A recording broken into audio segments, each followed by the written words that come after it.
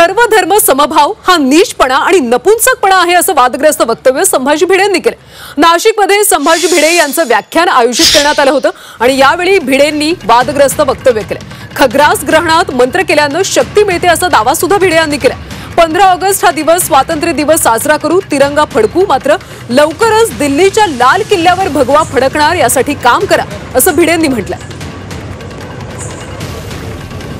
तर या व्याख्यानामध्ये संभाजी भिडे यांनी नेमकं काय म्हटलंय पाहूयात।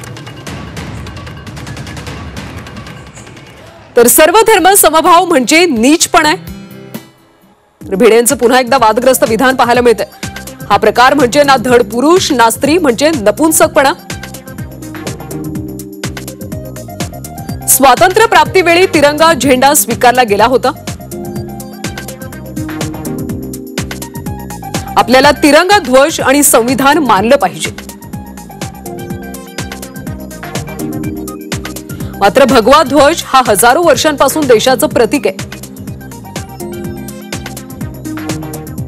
त्यामुळे देव, देश, धर्म आणि राष्ट्रासाठी कटिबद्ध राहा। 15 ऑगस्ट हा दिवस स्वातंत्र्य दिवस साजरा करू, तिरंगा फडकवू, मात्र लवकरच दिल्लीच्या लाल किल्ल्यावर भगवा फडकवणार यासाठी काम करा असं भिडेंनी म्हटलं। मी बोललो होतो आंबे खाऊन मूल होतं, आजही मी एक आंब्याचं झाड लावलंय, तिथं तुम्ही जाऊन आंबे खाऊ शकता असं भिडे म्हणतात। दरम्यान बहुजनांची माथी भडकवण्याचं काम संभाजी भिडे करत असल्याचा हल्लाबोल ओबीसीचे नेते नवनाथ वाघमारे यांनी केला। बहुजनांची माथी भडकवण्याचं काम संभाजी उर्फ मनोहर भिडे नेहमी वारंवार करत असतात। मागच्या काही वर्षापूर्वी सुद्धा त्यांनी आंबे खाल्ल्याने मुलं होतात आणि आज तर त्यांनी कहरच केला की सर्व धर्म समभाव, नपुंसकपणा आणि नीचपणा।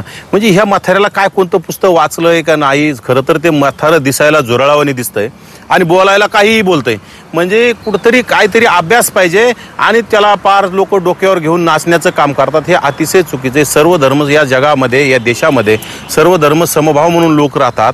तुम्हाला वारंवार जातीभेद आणि जातीवाद वाढवण्याचं काम यांना खरं तर कोणीतरी सुपाऱ्या दिल्या असाव्यात किंवा यांना जाणीवपूर्वक कोणी बोलवता धनी यांचा कोणीतरी वेगळा असला पाहिजे। कुठेतरी निवडणुका जवळ आल्या की यांना कुठेतरी जातीवाद आणि जातीभेद करण्याचं काम कोणतरी सांगतं आणि ते करत राहतात।